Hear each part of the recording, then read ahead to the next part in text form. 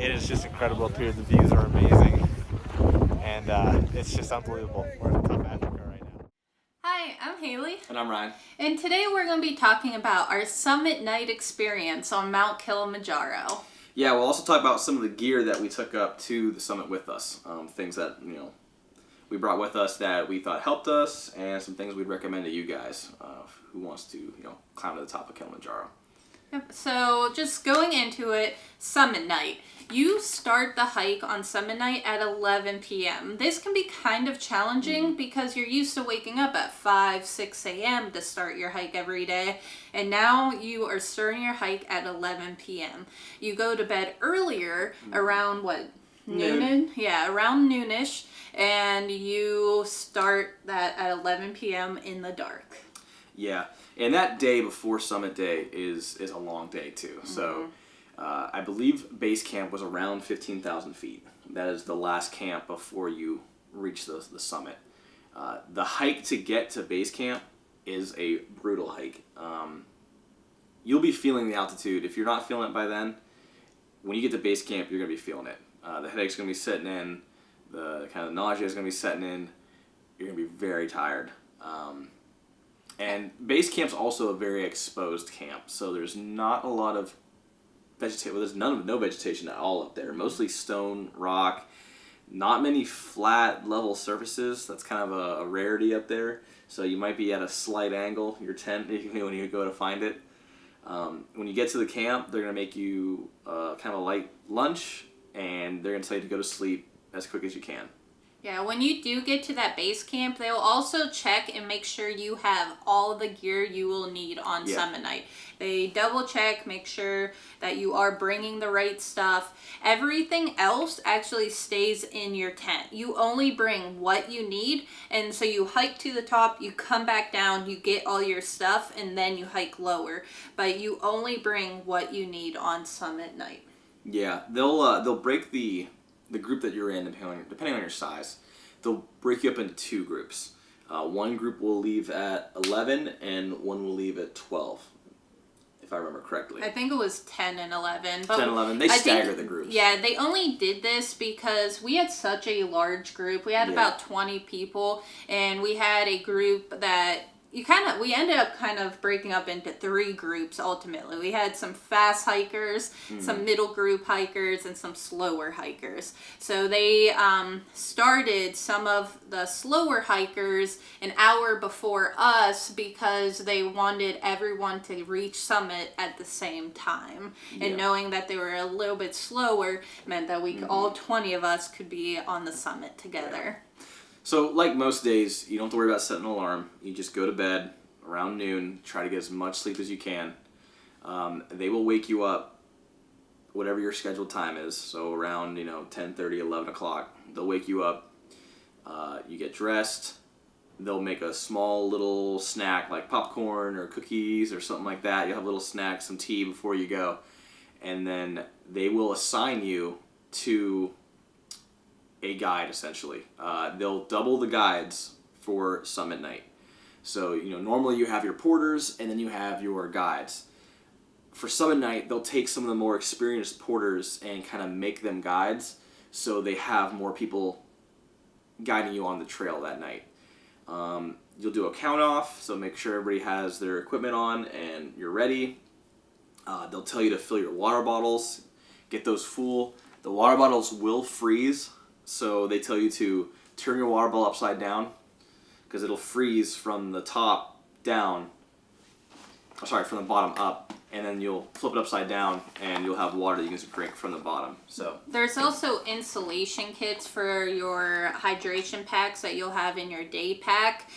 We actually did not have one, so I do recommend having that insulation kit. If you don't have an insulation kit, what I did was I had hand warmers, but I had like a lap size hand warmer, and I put it right on the back of this, and it actually did keep the water pretty warm from freezing. So that was kind of nice. So as soon as you have your guides and you're all ready to go, you'll start making your way up the mountain. It can be very mentally challenging to see it. Very daunting. Yeah, you see everybody above you, all the headlamps just in lines, and it's switchbacks ultimately, and you just look up and there's 100 people above you, and you're like walking so slow too, which is good. You need that, and you feel it, but it's just like it's tough. It can be tough to look up and see headlamps off into the distance. 3,000 feet up. It can be pretty brutal. So they kind of recommend, like, don't look up, just look at your feet, worry about walking, take your time. The porters and the guides, incredible as always. I mean, we are struggling for air, gasping for breath, and these guys are singing songs and passing us off trail to go and help us over larger boulders. One thing I did not mention is pack snacks that night too. You're gonna want to bring some like very calorie dense, kind of nutrient dense snacks. I really recommend like the blocks, the chewy blocks that you can get at Dick's, like the sports chews. Also the goo like packets. You also get those at Dick's Sporting Goods.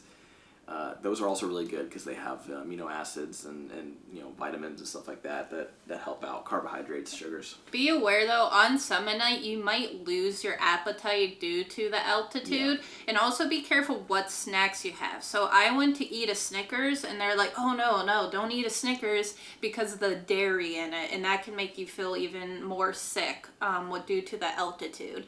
And a lot of us weren't really thinking of snacks. A lot of us were feeling pretty sick. And also be aware, there is a few of us that started feeling like having diarrhea. So there was the medicine you have to bring. It'll be on your packing list. Just know that high altitude, you really might get some diarrhea, but the porters or guides, they will have medicine ready to help you if that does happen to you.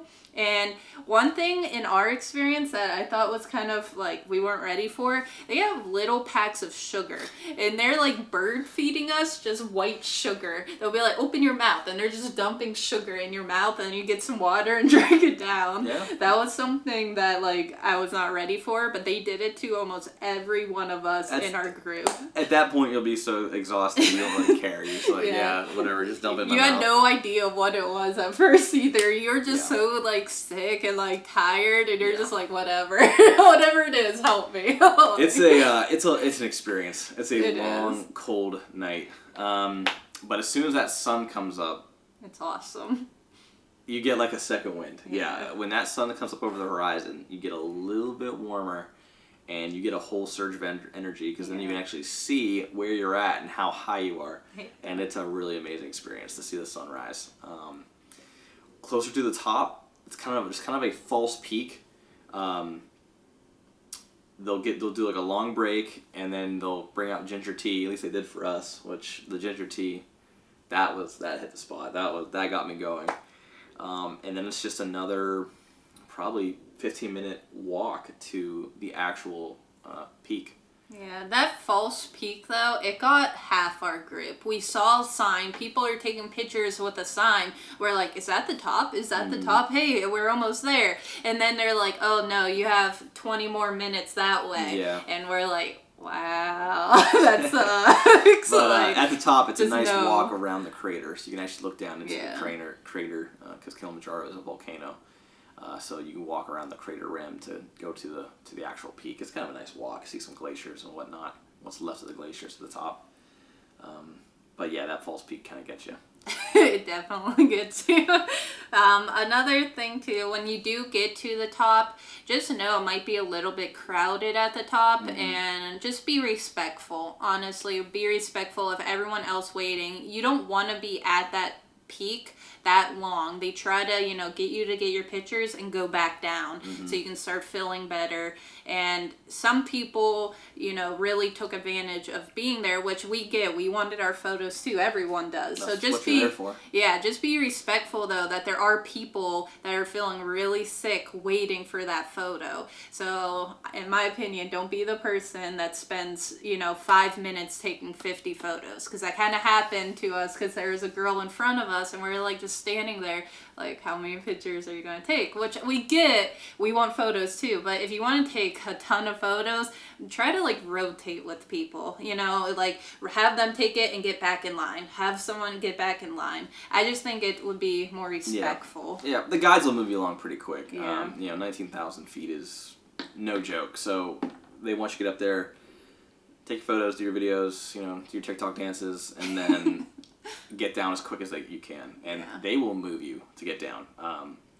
Heading down was a whole nother experience. It's steep and it's very loose gravel. And you have to get your poles out, and you're almost skiing down through this loose, kind of gravelly sand. And that's a whole experience in itself. But they get you down quick. I think it was harder almost going down than it was coming up, because it was really hard on your knees, because you're almost skiing through dirt. Yeah. But yeah. So, if you have any other questions about our summit night experience, comment below, and we're going to move into the gear.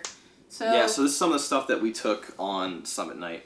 I would start off with our big puffy jacket. So what I have is the Arc'teryx Indesa shell down jacket. This is 750 goose down. Really, any down shell jacket will work for summit night. I think it's recommended anywhere between like 700 and 900 down, like goose down. This is 750. This was plenty. So what I wore was a nice like dry wicking t-shirt. So it was the Capilene Patagonia shirt and a vest, and then the jacket, and I was plenty warm. I was not cold at all. In my day pack I did have another jacket just in case, but that was plenty. Yeah. So I brought the Patagonia powder talon jacket, just like the Arc'teryx. It's just a down insulated jacket. I paired it with a Patagonia kind of heavier puffer jacket with a Patagonia fleece below that. And for my base layers, I wore cold proof, kind of like thermal underwear. These are nice, moisture wicking, kept you warm. This was all more than enough for me for the top. Granted that we were lucky and we did not have a very cold summit night, not like some other people did. But what we brought, and layered with was, I thought, more than enough. Kept us very warm. I wore a Patagonia, I think, mid-weight. They do make, like, heavyweight, too, but I think I just wore mid-weight under my pants, which, bringing up to the pants, I have these Patagonia Point Peak pants is what I wore. And then I had Gore-Tex, like, rain pants over these. Yeah. And for summit night, I wore Fall Raven. This is kind of their signature series of pant here. Very tough. Rock solid pant. I kind of discussed these in our last video. I love these things.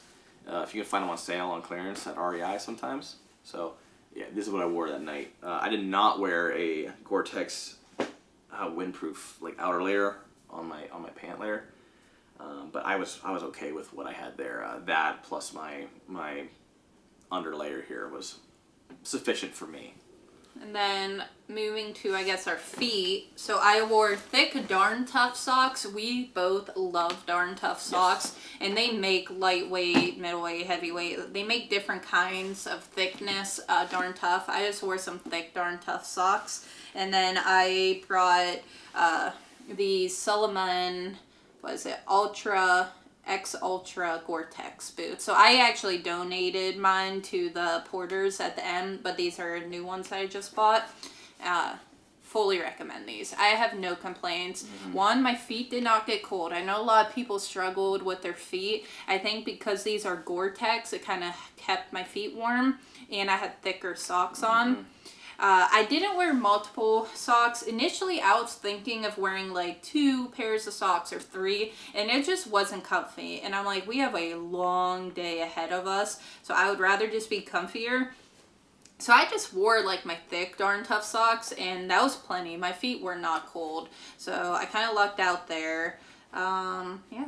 So I fully recommend these. Yeah, love these boots. I wear Salomon all the time, and I can't get enough of them. These are the exact same ones that I wore on the mountain, so they're well broken in, but they are still in great shape. And these things have been up a mountain and back, so they're sturdy. I love them. Moving to gloves. So I believe yours were Burden too. We both just had Burden snow gloves, like skiing gloves. And what I did like about his and my gloves was there's this little zip pocket that you can put a hand warmer in. So that was kind of nice. We also had liners on our hands and then in the glove. My hands actually didn't get too cold either. No. Yeah, so we're okay with that too. We do have the hiking poles. We donated his at the end, but we kept my black diamond. So these are the poles I use. I only use one pole the whole time, where he did use two. Most people use two, but it's just comfier for me to use one. So most of the hike, I only use one pole. And then moving to our head. So I wore a Patagonia beanie. And then I wore this fleece Sherpa over my beanie. So that's pretty much what I looked like on Mount Kilimanjaro. And I fully recommend this. This was awesome. I, again, was not cold on top of the mountain. This really protected everything. Yeah, I had the same thing. I just had a regular cool, merino wool beanie here that I wore on top of my head, and I had the same exact balaclava that she had. That's really all I wore for my head, and I was fine. When it got real windy, I put the hood up on my Powder Town jacket. Worked fine, stopped the wind. No issues at all. So that don't overthink it. That's really all you need for the top. It's just a nice woolly balaclava and a nice hat. Yep, and what we also were glad we brought more for after summit night was these goggles. So it's very dusty coming down, and this kind of protects you. We had clear ones and sun ones, but they were really nice coming down. Yeah, that's something that was really smart to bring, because especially how windy it is up there, you don't want like sand or dust getting into your eyes, so it was nice to have a goggles to protect that. And then our last thing that we had too was gaiters. So I wore gaiters the entire time, every single day hiking Mount Kilimanjaro. And I also wore these on summit night. Yeah, you gotta have gaiters. I wore them almost every day. Keeps the dust, dirt, the mud out of your boots there, and they were fantastic. Couldn't recommend those enough. Yeah, gotta have those. All right. Well, if you have any questions, comment below. We'll try our best to help you. Good luck on your future adventure. Yeah. See you next time. Bye.